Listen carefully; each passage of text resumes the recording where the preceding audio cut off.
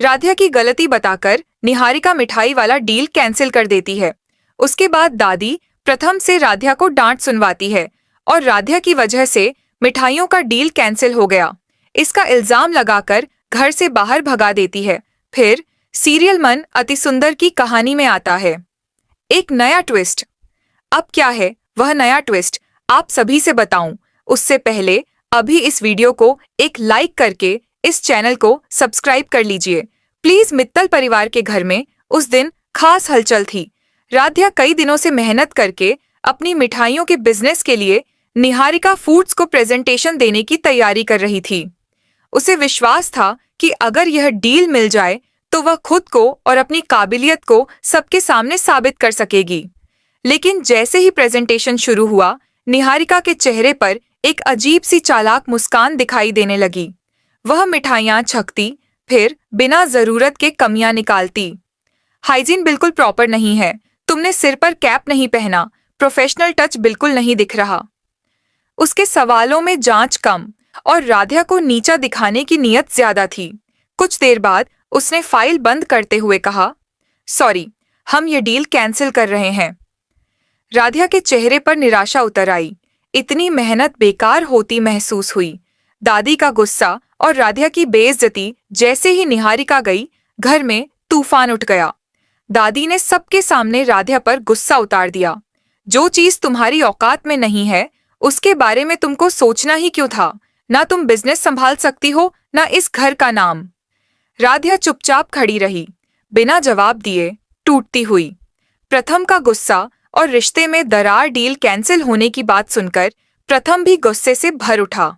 मैंने कहा था कि सब कुछ धीरे धीरे करो, अब इसकी वजह से परिवार में मेरी इमेज खराब होगी, तुम्हें समझ क्यों नहीं आता। पहली बार वह राधिया से इतनी कठोर आवाज में बोला था। थोड़ी ही देर में बात इतनी बढ़ गई कि प्रथम गुस्से में घर से बाहर निकलने लगा और लगता था कि वह राधिया को मित्तल भवन से निकाल देने जैसा बड़ा फैसला सोच रहा है। राधिया बेहद अकेली और टूटी हुई महसूस कर रही थी, मानो उसकी मेहनत उसकी नीयत कोई नहीं देख रहा।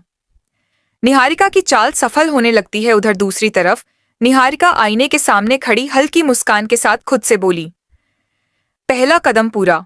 उसे पता था घर में राधिया के खिलाफ माहौल बन चुका है और प्रथम का गुस्सा उसके लिए किसी मौके से कम नहीं।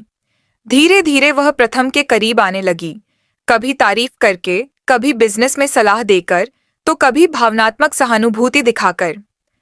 प्रथम कमजोर पल में था और निहारिका उसके टूटे भरोसे का फायदा उठाने में बिल्कुल भी देर नहीं कर रही थी, क्योंकि निहारिका प्रथम को अपना पति मानती है, प्रथम से शादी करना चाहती है। तभी तो मिठाई का बहाना विदेशी मिठाइयों का डील लेने के लिए मित्तल परिवार में आई है और हजार बहाने करके निहारिका आराध्य को अपने बिछाए हुए जल में फंसाकर प्रथम से दूर करना चाहती है और कहीं ना कहीं दादी से मिलकर प्रथम को आराध्या से अलग कर ही दी है। निहारिका की इस साजिश में निहारिका का साथ दे रही है प्रथम की दादी, जो हमेशा से निहारिका को अपने पुत्र बहू के रूप में देखती चली आ रही थी।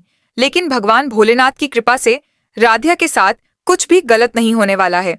दादी और निहारिका हजार कोशिश कर ले, लेकिन राधा का साथ आप लोग देंगे और भगवान भोलेनाथ हमेशा से राधा के साथ हैं।